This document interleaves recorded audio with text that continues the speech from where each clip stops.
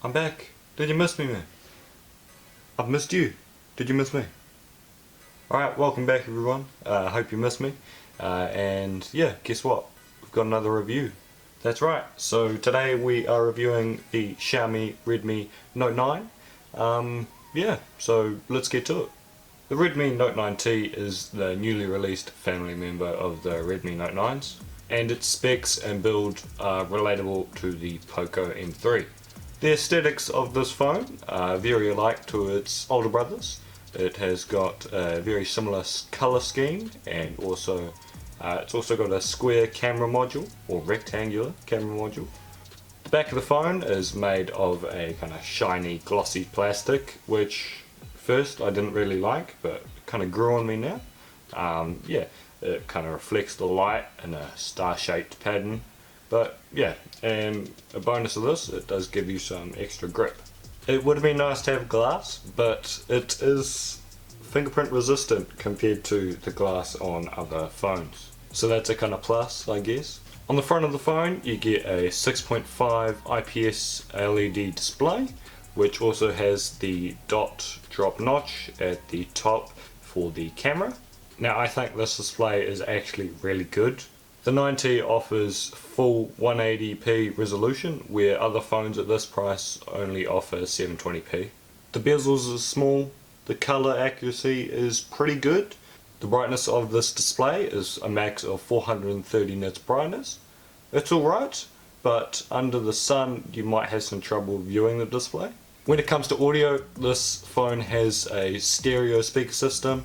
It's got one at the bottom, one at the top, which is a great thing to have at this price range, as well as the speakers being loud and a very pleasing sound quality. There is also a 3.5mm headphone jack at the top of the phone, if you don't use wireless headphones yet. Turning on the phone, and I love this part, you actually use this side-mounted fingerprint sensor, which is actually also a power button. So when you press the power button, it automatically reads your fingerprint and then unlocks the phone. The fingerprint sensor is both fast and accurate, and it is probably one of my favourite features about this phone. The storage on this phone is either 64GB version or a 128GB version, and it can also be expanded using the SD card slot. Under the hood we have a Snapdragon 662 processor, which runs on a 11nm process. Gaming performance is really nothing special, but in benchmarks, CPU wise, it is managing to keep up with the pack, but GPU wise it manages to fall behind, because it has to push out a lot more pixels for the 1080p display compared to a lot of phones at this price range doing 720p. But everyday use on this phone, I've had barely any trouble at all. It's fast, it's responsive, yeah, it's great. This chipset is also very power efficient, which is a great thing because we have a massive battery on this thing. This is a 6000 mAh battery, which is a beast. A test done by GSM Arena, brightness up, fully on, always active. They managed to get this phone going for 150 hours. And charging this phone is pretty good too. With only charging this phone for 30 minutes, it gets you up to 25% or more thanks to its 18W fast charging.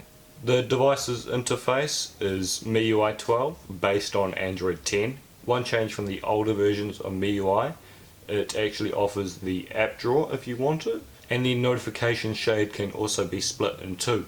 The left side of the screen for the notifications and the right side for the menu and options.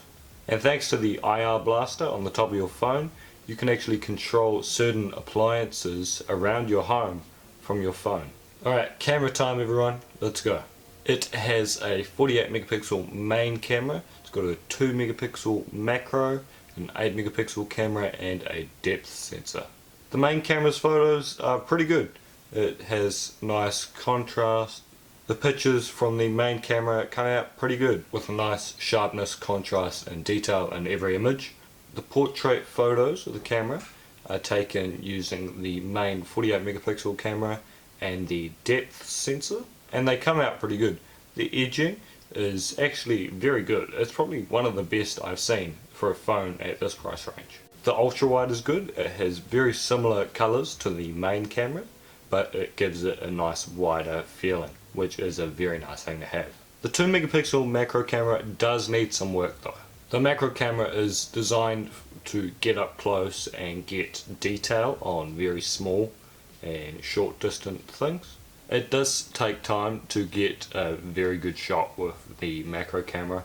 You need a lot of light and a lot of time. And even after all that, the detail still won't be that great. Now, night photos, I don't have any of those to show, but all I can say is it needs a bit of work. It does have a bit of noise put in them, but using night mode, it does actually soften it up a bit, makes it look a bit clearer, but yeah, still needs a bit of work.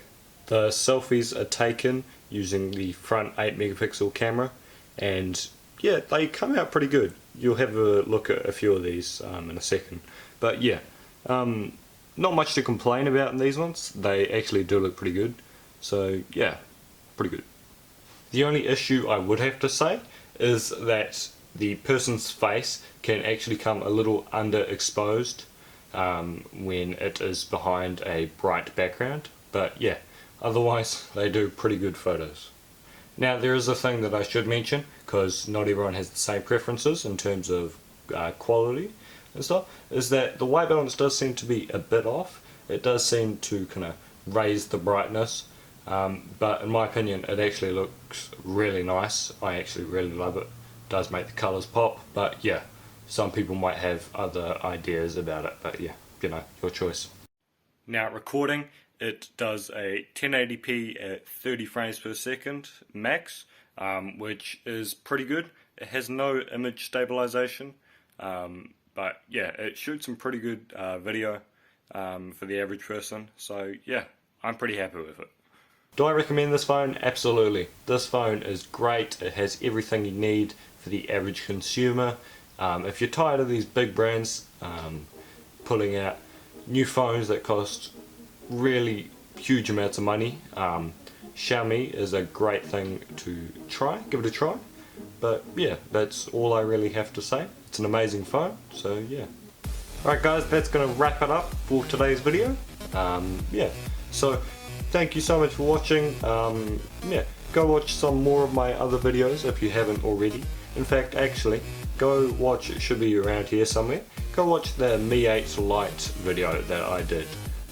Yeah, see whether you like that one or this one. Let me know in the comments down below.